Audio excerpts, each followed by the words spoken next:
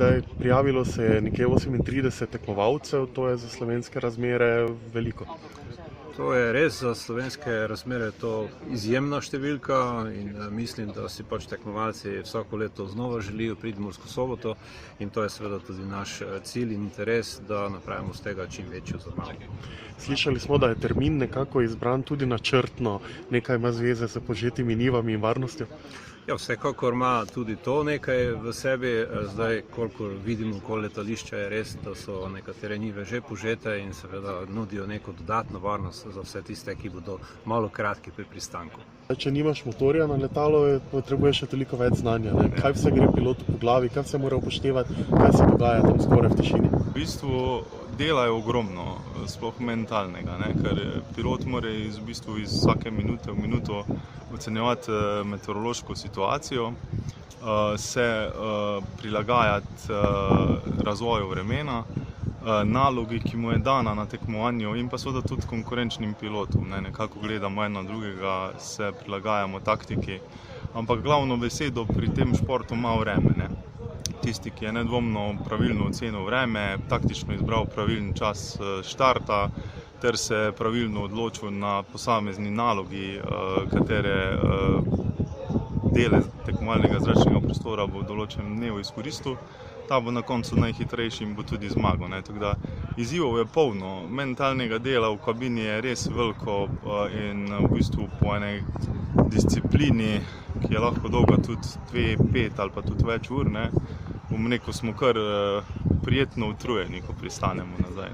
Imamo dva tipa letenja. En tip je tako imenovani speed task, torej naloga, hitrostna naloga. Drugi je pa bolj kot ne taktični, temu se pa reče AAT task, to je Assigned Area Task, to je letenje med cilindri. Razlika med obema taskoma je ta, da v hitrostni nalogi, ko se linija odpre, ko si štartal in če nekdo s tabo štartal in te prehitev, oziroma za tabo štartal in te prehitev, pomeni, da si slabši, zato ker te je dohitev. V Assigned Area Tasku, nalogi, je pa stvar v tem, da je bolj taktično taktiziranje, kar pomeni, da imamo cilinder, ki je lahko 10 km, 20 km, 30 km. Torej se lahko jaz odločim kot pilot, v prvem cilindru bom šel do konca cilindra, v drugem cilindru bom prišel čisto na rob cilindra, v tretjem cilindru bom pa spet potegnil do konca cilindra. Bistvena stvar pri Assigned Area nalogi je ta, da imamo določen čas. Torej, organizator tekmovanja se odloči, da bo naloga recimo 3 ure in zdaj pomeni, da moraš v 3 urah maksimalno razdaljo narediti. Če sem jaz pristal 15 minut pred 3 urami, torej 2 ure 45 letenja, mi bo organizator vzel 3 ure letenja.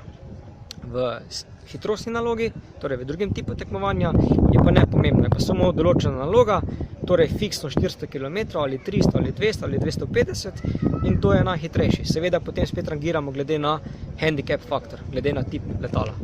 V bistvu na sami disciplini, ko enkrat štartaš, zadeve potekajo zelo hitro. In treba se pravilno odločati.